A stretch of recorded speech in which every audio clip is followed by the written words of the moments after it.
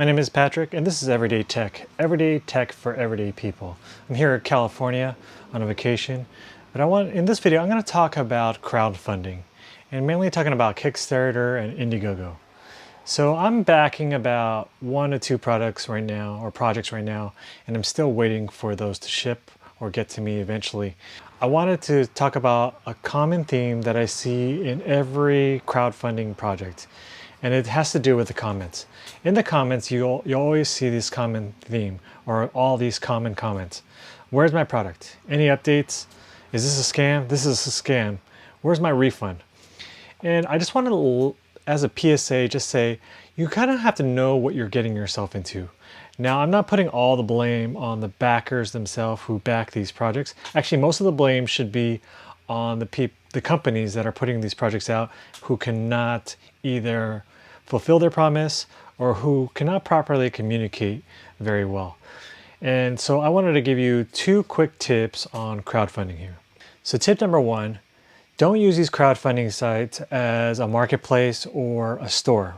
Just because you back a product doesn't mean that you're going to get the product, right? A lot of times these companies are new, they're just getting started, and they actually form a company around these campaigns, right? Now, to get something from concept all the way to distribution, it's very difficult, right? And so a lot of times these companies, they're learning on the go. And so they don't realize how long things take. And then most importantly, they don't know how much things cost every step of the way. So a lot of times you'll see companies, they just either back out of a project or they just do a lot of delays, right? Now, the better companies, of course, know their process and are able to deliver on their promise, right? To deliver on the products. But even if a company is not able to deliver on a product, they're a good company if they're able to communicate that very well. Too many times, and I've backed a lot of different projects where the company is terrible at communicating either delays or even projects that are like, that they're not going to be able to fulfill their promise, right? At least I want those companies to be able to be open and honest and communicate very well. So tip number 2, really do some research on the companies that you're backing. Not the products themselves, but the companies themselves. Now, I know I said before, a lot of these companies are starting out, and so you kind of have to do your research on them as much as possible, and then see what risk you're willing to take, right? So for a lot of companies, though, this is not their first campaign. So do some research on their previous campaigns and see how they did in fulfilling their products, and also how they communicate with the backers themselves. Now, the other thing to look out for is where they're coming from, right? Now, just because a product is coming from China or another country that you're not sure of, it doesn't eliminate them altogether. But if you combine that with previous campaigns and their location, and see if they're even an established company. A lot of these companies are using Kickstarter or Indiegogo as a pre-sales, and those companies you can probably pretty much trust, right? So one of the first videos I did, or actually the first video I did on this channel, was on a Kickstarter keyboard, a mechanical keyboard.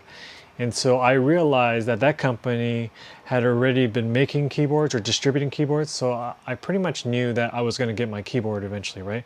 And they actually did it in a really good, timely way.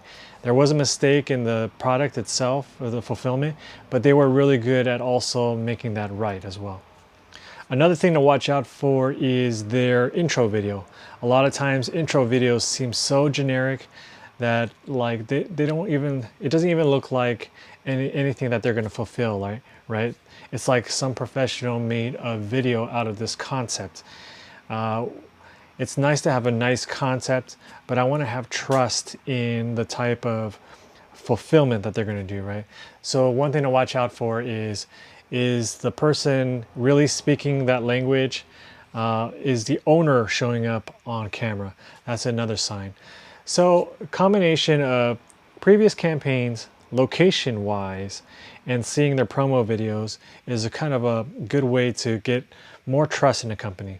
So one thing that would be a red flag for me is, let's say a company is coming out of Shenzhen, China, which is not bad in itself, but this is their first product, and then their promo video was of some paid actor, it seems like, and actually the dubbing or the the audio just didn't seem to sync up. There was just something off. So you need to take all these things into account and see how much risk you're willing to take. So let me share with you some failed campaigns that I've backed in the past. The first one was a 360 camera company. They were based out of China, but the concept looked really good. The camera looked really good, and they went through the whole process of, even showing demos of the video that was coming out. And so I was somewhat hopeful that they would be able to fulfill their process. And they actually put names on their products or on the company. They had a president, they had all kinds of things, they had a marketing person. Long story short, they were never able to fulfill their promise. And actually the worst thing was, after a while, they just stopped responding to people and there was nothing really you could do about it, right? And there was even a Facebook group that was created around that product, and so many people just got burned. And I have a feeling what happened was they weren't able to fulfill their promise, or they were realizing how much things were going to cost. So they probably just packed everything up and just said, okay, we're either going to break even or just use the money that we have and just pocket it, right? And that's very unethical. I mean, the best thing they could have done is refund people, which companies have done in the past. But of course, it was a little bit shady of how everything ended.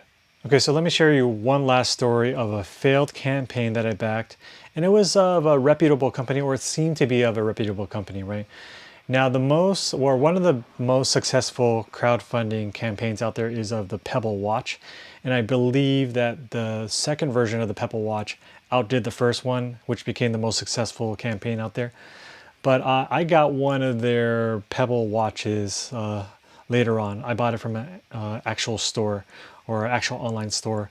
So one of the things about the Pebble watches were, at least the later versions were, they had this whole ecosystem of the straps, and they had smart straps. You could send data through the straps, or you can do different things with the strap. Now, one of the projects that came out was of NFC payments through the strap itself, because the Pebble watch couldn't do NFC payments, but an accessory company out there wanted to make a watch strap for the Pebble that can do NFC payments. And actually they partnered up with Pebble themselves to try to get this done. Actually, one of the founders of Pebble was in their promo videos talking about this new project, right? So I was like, wow, this is something you can trust. Well, long story short, eventually Pebble gets bought out by Fitbit, I believe. And once that happened, the owners of this campaign or this product said that we are no longer going to do this project because I think they thought that it wasn't worth their money, because Fitbit probably will change everything about the Pebble, right? Anyway, this was a case of a company that I thought I could trust. They had experience. They partnered up with a company that had a lot of experience with crowdfunding campaigns, and yet there was still no guarantee there. So what I'm saying is there's really no guarantee with crowdfunding sites, but you just kind of have to know the risk you're getting into. Hope you enjoyed this video. Give it a like if you did, and consider subscribing. Have you funded any crowdfunding projects? Has any of them failed? Anyway, leave a comment below. Until the next time, see ya.